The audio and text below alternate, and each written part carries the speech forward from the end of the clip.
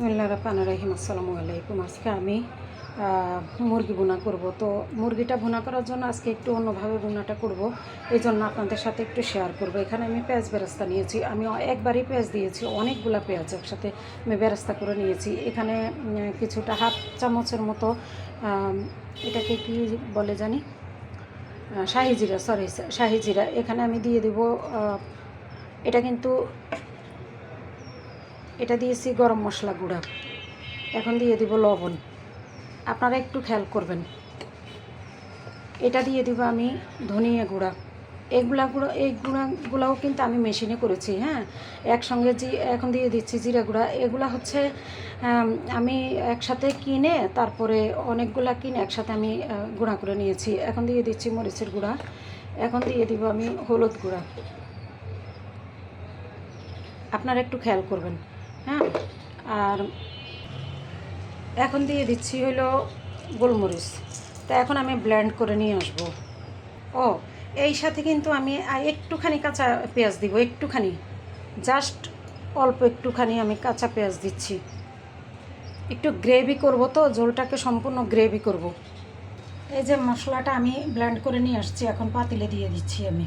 তো আমি আগেই বলেছিলাম মুরগি ভুনা করব, তো সম্পূর্ণ মশলা যেহেতু এখানে আমার সব কিছু দেওয়া, গরম মশলা সহ, আমি মাংসটা এখন দিয়ে দিব। সম্পূর্ণ মাংসটা এখানে আমার 2টা মুরগি নেওয়া আছে, পা ঘিলা কলিজা ওগুলা বাদ দিয়ে শুধুমাত্র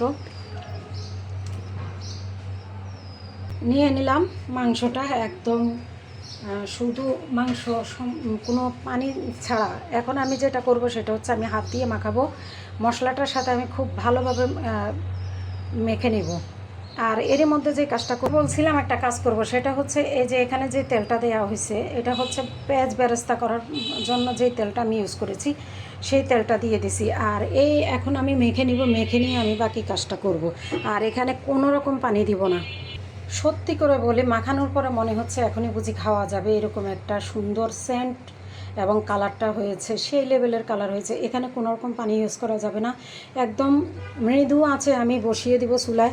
আর বসিয়ে দিয়ে যে কাজটা করব, আমি মৃদু আছে বসিয়ে দেওয়ার পরে দেখা যাবে যে আমি অনেকগুলো কাজ করে আসতে পারতেছি। তো সেই কাজটাই করব এখন। আপনারা অপেক্ষা করেন, আমি আপনাদেরকে সম্পূর্ণটাই শেয়ার করব ইনশাল্লাহ। মাংসটা আপনাদেরকে দেখাই, অল্প আগুনে বসিয়ে রেখেছি, দেখেন কতটা ঝোল উঠেছে। আমি কিন্তু মানে মাংসের গায়ে যতটা পানি ছিল ততটাই সম্পূর্ণ উঠে যাবে এবং শুকিয়ে যাবে। তো আপনাদেরকে একটু ক্লোজ করে আমি দেখাই। আমি কিন্তু যেহেতু কোনো পানি দিব না, পানি ছাড়াই রান্না করব, তাই এটা কিন্তু অল্প আগুনে কিন্তু আমার রান্নাটা হবে।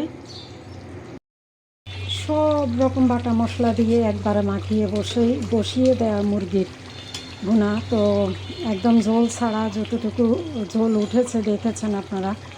তো আমি কিন্তু সুন্দর করে রান্নাটা আপনাদের সাথে শেয়ার করার চেষ্টা করেছি। সত্যি কথা বলতে কি, রান্নার কালার এবং যে কি সুন্দর গ্রান বেরিয়েছে, এটার যে একটা সুন্দর একটা মানে ফ্লেভার, বলবো ফ্লেভার মানেই তো গ্রান আসলে। তো এটা আসলে ইয়াম্মি, আর কিছু বলবো না, শুধু এতটুকুই বলবো। আপনারা একবার চেষ্টা করবেন, খেয়ে দেখবেন, আলহামদুলিল্লাহ অন্তত বলতে বাধ্য হবেন যে না, মানে আমি আমার পেজের কথা বলতেছি যে আফসানা আক্তার এই পেজটাতে ঢুকে সুন্দর একটা রান্না পেয়েছি এবং খুবই ভালো লাগলো, এই আর কি। তো ঠিক আছে, সবাই ভালো থাকবেন। আসসালামু আলাইকুম, আল্লাহ হাফেজ।